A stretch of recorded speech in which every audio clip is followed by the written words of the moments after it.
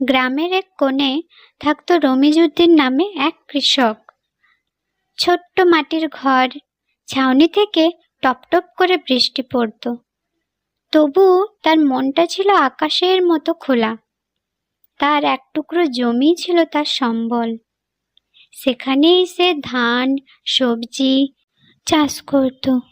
ভোর হতে না হতেই লাঙ্গল কাঁধে মাঠে যেত সে।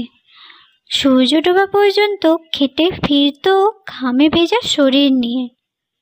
স্ত্রী ও তার 2 সন্তান ছিল তার শক্তি।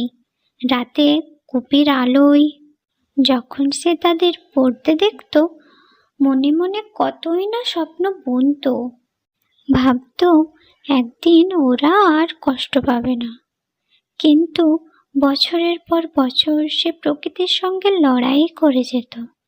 কখনো অতিবৃষ্টি, কখনো বা খরা, সবই যেন তার ভাগ্য পরীক্ষা নিত।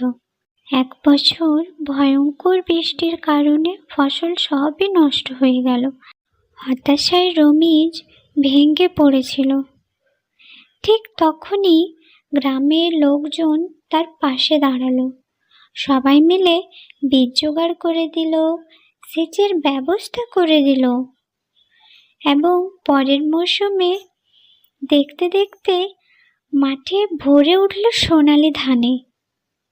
রমিজের চোখে জল এলো। সে বুঝল একা নয়, মানুষের পাশে মানুষ থাকলেই আশা বাঁচে।